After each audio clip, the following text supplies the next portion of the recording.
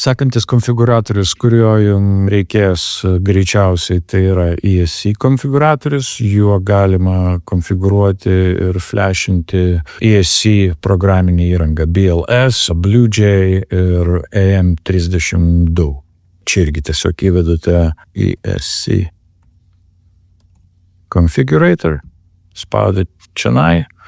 Ir vėlgi jums atsidarys online versija, yra esc-configurator.com, spaudžiate select port ir čia jums turėtų atsirasti, galim pabandyti, reikia prijungti droną, kur tam, prie ESC konfiguratoriaus, kad prisijungtų, reikia, kad baterija būtų prijungta prie drono, nes ESC kitokiu atveju neveikia. Sujungtas, prijungiame USB kabelį.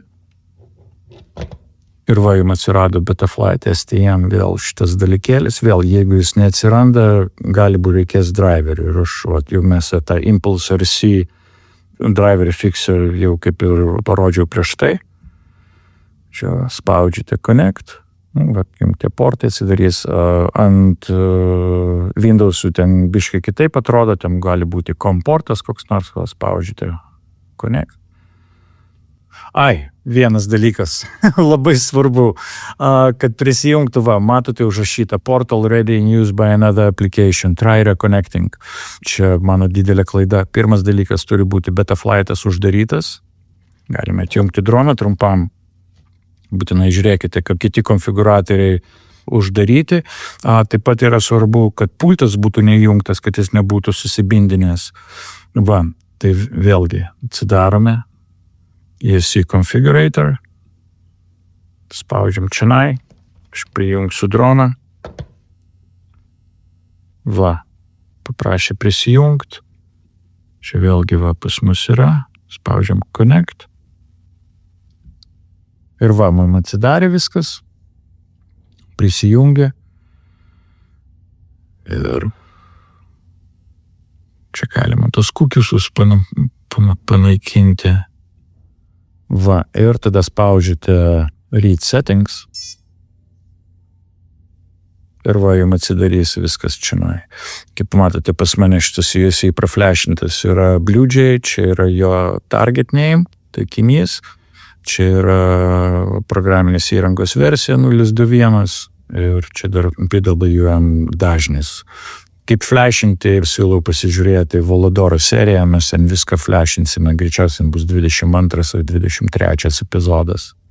Ir viskas galime uždaryti. Vėlgi čionai dėl kažkokių priežasčių, jeigu jūs negaunate čia šito ar komportas, kur ten atsidaro ant Windows'ų, ten biškai kitaip rašosi. Čia vėlgi yra driveriai, kurių reikia. Čia yra CP210 driverį, šitą gali ir Maco vartotojai naudoti. Mes prieisime prie jo ir dar STM USB VCP driveris. Jie būdų yra VCP, vadinami Virtual COM port driveriai. Windows vartotojai gali ir šitą nusidownloadinti, o Apple vartotojai tik tai šitas driveris turi versiją. Mano senesniam kompiuteriui jo liktai ir reikėjo.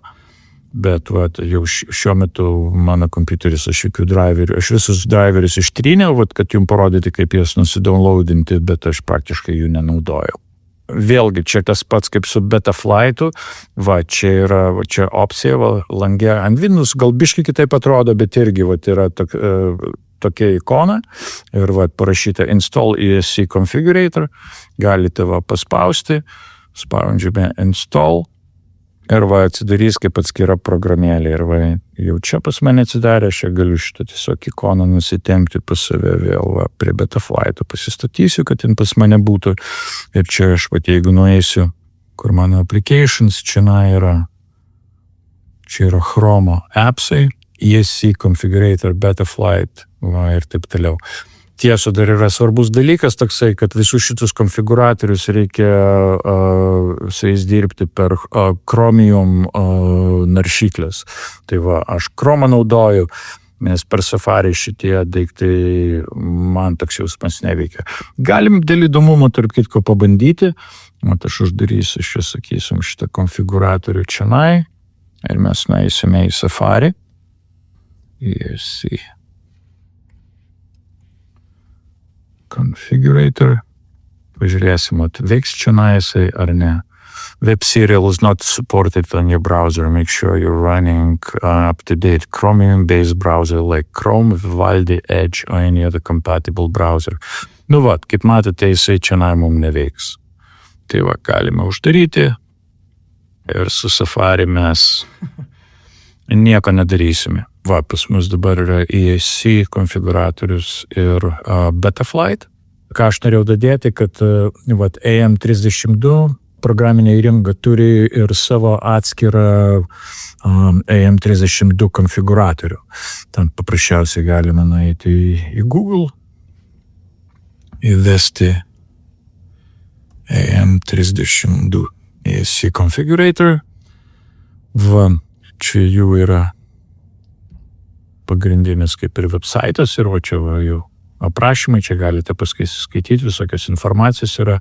Nesvarbu, kurį linką atidarys, jums atidarys arba šitą tabą, tai vat galite nueiti va configurator ir man atrodo, netgi galima vat net nusidownloadinti. Čia va įvairius releases, aš čia netgi iš šitus dalykus aš netgi nesigilinau, bet šiaip turėtų viskas vat veikti per va konfiguratorių.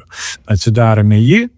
Jeigu ten staiga nesijungia, kažkas žiūrėti, kad būtų driveriai, greičiausiai tie STM32, tie virtual COM port.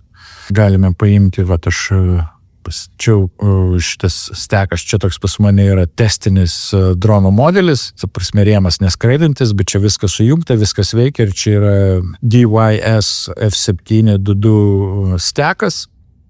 Ir EAC jisai yra AM32. Tam reikia, kad būtų baterija jungta, vėlgi, kai su EAC konfiguratoriais dirba. Valda, galima prijungti USB kabelį. Ir va, pas mane jisai čia dabar va atsirado komportas. Jeigu ne, tai va galite paspausti portus selektorių. Va, jis atsiranda, connect. Atsidarys jums portas ir spaudžiate connect. Ir spaudžiate read. Ir va, ir čia vienu žodžiu, va, mano visi 4 EAC 4 motorams. Ir čia matote daug, va, gražesnis toks grafinis, taip sakant, portalas, interfeisas.